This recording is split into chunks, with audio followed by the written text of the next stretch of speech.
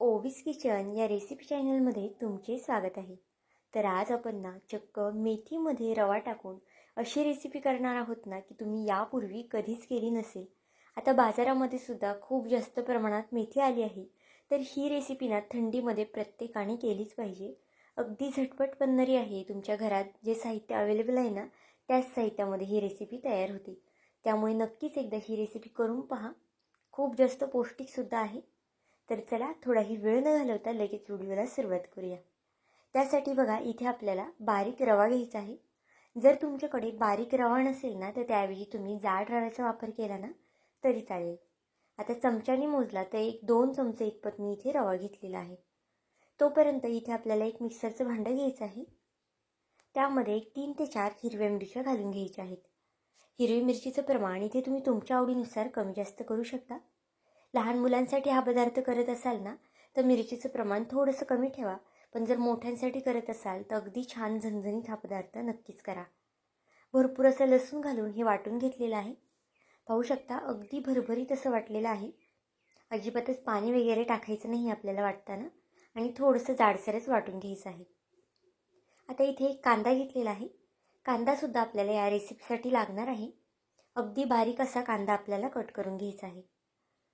या रेसिपीसाठी जे काही साहित्य लागतं आहे ना ते अगदी मोजकं आहे आणि तुम्ही हा व्हिडिओ संपल्यानंतर जरी ठरवलं ना रेसिपी करायची तरीसुद्धा बनवू शकता, कारण की अगदी घरातल्या साहित्यापासूनच ही रेसिपी आपली तयार होते. आणि मार्केटमध्ये मेथी आलेली आहे तर ही रेसिपी नक्कीच एकदा करून पहा. थंडीचे दिवससुद्धा चालू आहेत आणि थंडीमध्ये हा पदार्थ जर खायला मिळाला ना तर सगळेच अगदी कौतुक करतील तुमचे, इतका जास्त हा पदार्थ भन्नाट होतो. पाहू शकता एक मीडियम आकाराचा कांदा घेतलेला आहे. तो बारीक कट करून घेऊया. आता ही रेसिपी ना मी 2 जणांसाठी करते. त्यानुसार जे काही साहित्य घेते ना ते त्याप्रमाणे घेतलेलं आहे.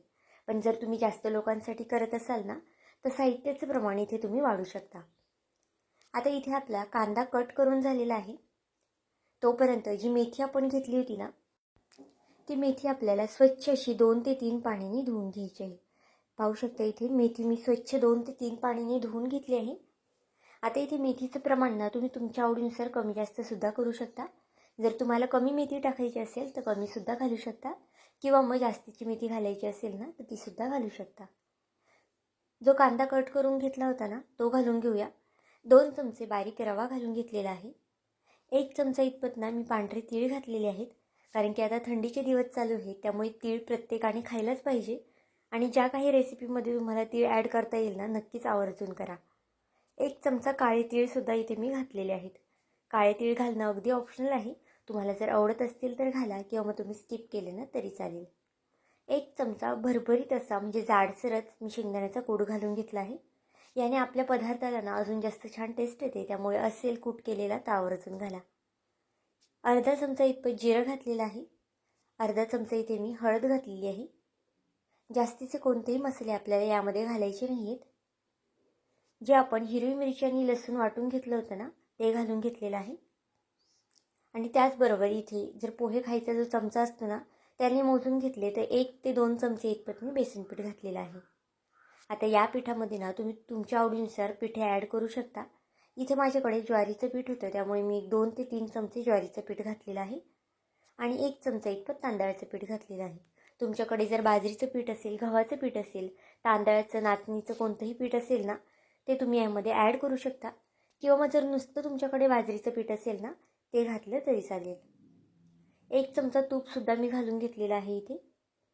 1 ते 2 चमचे, कारण की तुपाने छान असा फ्लेवर येतो या पदार्थाला. तांदळाचं पीठ बघा जर कुरकुरीत तुम्हाला हा पदार्थ करायचा असेल ना छान तरच घाला, त्यामुळे मी 1च चमचा इथे तांदळाचं पीठ घातलेलं आहे. 1 चमचा इतपत धना पावडर घातलेली आहे. आता माझ्याकडे इथे कोथिंबीर अवेलेबल नव्हती ना त्यामुळे मी धना पावडरचा वापर केलेला आहे. पण जर तुमच्याकडे कोथिंबीर असेल ना तर आवर्जून भरपूर अशी कोथिंबीर या रेसिपीला घाला, कारण की कोथिंबीरने सुद्धा अगदी छान अशी टेस्ट येते या रेसिपीला. आता हे ना आपल्याला छान असं मिक्स करून घ्यायचं आहे. पाहू शकता पाणी टाकूनच हे छान असं मिक्स करून घेते. एकदम पाणी ओतू नका, जसं जसं लागेल ना तसं थोडं थोडं तुम्ही इथे पाणी ओतू शकता. आणि जर तुम्हाला पिठाचं प्रमाण थोडंफार कमी वाटत असेल ना तर तुमच्या आवडीनुसार तुम्ही यामध्ये थोडंफार पीठ अजून जास्त घालू शकता. पाहू शकता अगदी या पद्धतीने आपल्याला हे मळून घ्यायचं आहे. मेथी शक्यतो ना या रेसिपीसाठी ना अगदी बारीक बारीक अशी खुडा. इथे तुम्ही मेथी चिरून सुद्धा घेऊ शकता, पण कधी कधी मेथी चिरल्यामुळे ना कडू होते, त्यामुळे इथे मी खोडून वापरलेली आहे. बघा अगदी पीठ या पद्धतीने मी मळून घेतलेलं आहे आणि अगदी सैलसर मळायचं आहे. आपण भाकरीला करतो ना अगदी त्यापेक्षा सुद्धा सैलसर इथे पीठ मळायचं आहे. अजिबातच घट्टसर वगैरे अगदी हाताला चिटकेल ना इतपत हे पीठ मी सैलसर मळून घेतलेलं आहे. एक कॉटनचा रुमाल घेतला आहे पाण्यामध्ये भिजून. इथे ना आपण अगदी गरमागरम अशी थालीपीठं करणार आहोत आणि थंडीमध्ये अशा पद्धतीची थालीपीठं जर खायला मिळाली ना तर अगदी मुलेसुद्धा आवडीने खातील. मुलांच्या डब्यालासुद्धा तुम्ही ही थालीपीठ देऊ शकता. संध्याकाळचंच म्हटलं ना तरीसुद्धा हे पीठ तुम्ही तयार करून ठेवू शकता फ्रीजमध्ये आणि गरमागरम अशा पद्धतीची ही थालीपीठं सकाळ सकाळ बनवू शकता. अगदी कमीत कमी वेळ लागतो आणि चपाती भाजीपेक्षा काहीतरी वेगळं खायला मिळालं ना तर मुलंसुद्धा अगदी आवडीने खातात आणि मोठ्यांच्यासुद्धा डब्याला तुम्ही ही थालीपीठं देऊ शकता. रुमाल घेतलेला आहे, त्यावरती थोडंसं पाणीसुद्धा मी शिंपडून घेतलेलं आहे एक्स्ट्राचं, म्हणजे पाणी शिपडल्यामुळे ना आपलं जे थालीपीठ आहे ना ते खाली चिटकत नाही. आणि अगदी या पद्धतीने बघा एक थालीपीठाचा गोळा घेऊन ही थापून घ्यायचं आहे. तुम्हाला ही थालीपीठं किती मोठी पाहिजे किती लहान पाहिजे ना त्यानुसार इथे तुम्ही थालीपीठाचा गोळा घेऊ शकता. पण इथे ना मी मीडियम आकाराचीच करते, त्यामुळे बघा अगदी या पद्धतीने गोळा घेऊन ही थालीपीठ थापून घेते. जितकं पातळ हे थालीपीठ थापता येईल ना तितकं पातळ थापून घ्या, कारण की जर तुम्ही जाड थापलं ना तर अगदी थालीपीठं कच्ची राहतील आणि खायलासुद्धा इतकी चांगली लागणार नाही. त्यामुळे शक्यतो अगदी पातळसर अशी थालीपीठं तुम्हाला थापून घ्यायची आहे.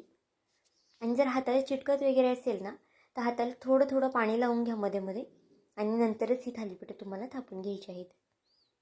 बघा अगदी एकसारखी अशी थालीपीठं मी थापून घेतलेली आहेत. वरनं थोडीशी काळे तीळ घातलेली आहेत.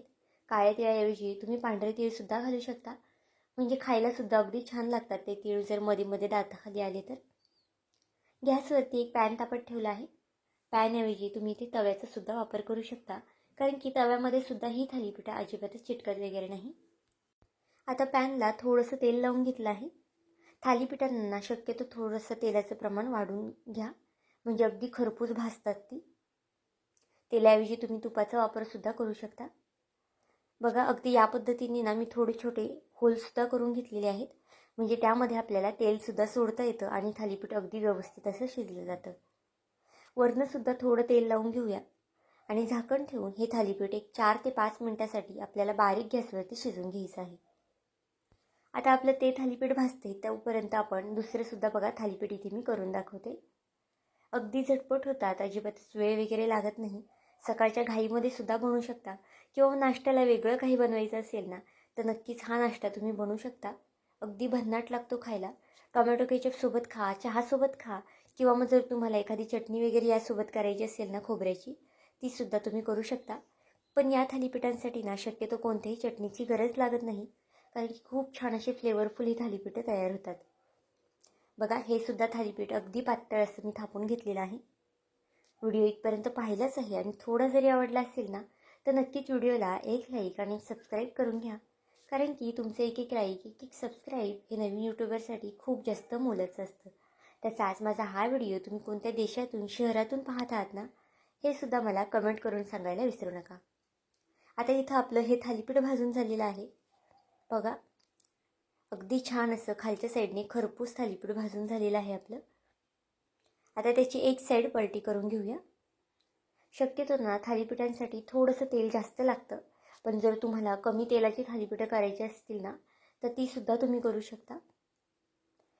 दुसऱ्या साईडने सुद्धा थोडं मी तेल घालून घेतलं आहे आणि या साईडने सुद्धा थालीपीठ आपण झाकण ठेवून भाजून घेणार आहोत. फक्त 1 ते 2 मिनटासाठी मी झाकण ठेवलं होतं. थालीपीठं ना तुम्ही जितकी जास्त खरपूस भाजशाल ना तितकी थालीपीठं अगदी छान लागतात खायला. त्यामुळे एक थालीपीठाला ना कमीत कमी 5 ते 6 मिनटं आवर्जून द्या भाजण्यासाठी. पाहू शकता अगदी खरपूस असं हे थालीपीठ आपलं भाजून झालेलं आहे आणि जो आपण रवा घातलेला होता ना त्यामुळे थालीपीठाचा जो वरचा कवच असतो ना तो अगदी खुसखुशीत क्रिस्पी होतो. बघा अगदी छान असा रंग आलेला आहे.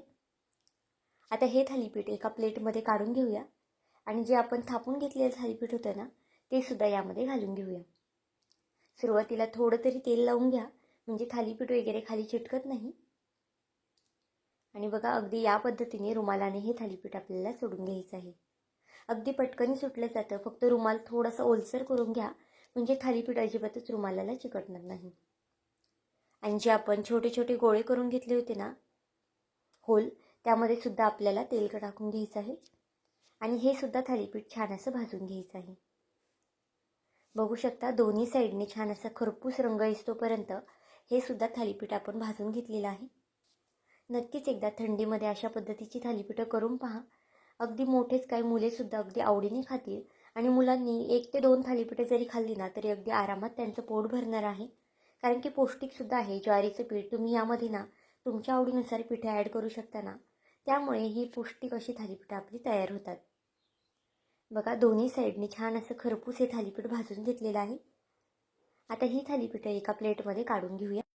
पाहू शकता इथे सुरुवातीला 2 थालीपीठं इथे मी करून घेतलेली आहेत आणि अगदी छान अशी झालेली आहेत. थंड झाली ना तरीसुद्धा खायला तितकीच जास्त छान लागतात आणि अगदी खुसखुशीत आणि आतून छान मऊसूत अशी झालेली आहेत. बघू शकता मेथीची थालीपीठं ना अगदी पौष्टिकसुद्धा असतात आणि मुलेसुद्धा अगदी आवडीने खातील. त्यामुळे त्यांच्यासाठी तरी नक्कीच एकदा करून पहा. तर आजची ही रेसिपी तुम्हाला कशी वाटली मला हे कमेंट करून नक्की सांगा. आणि चॅनलवरती नवीन असाल तर चॅनलला एक लाईक आणि एक सबस्क्राईब करायला विसरू नका. पुन्हा भेटूया आपण अशाच एका नवीन व्हिडिओमध्ये. तोपर्यंत बाय.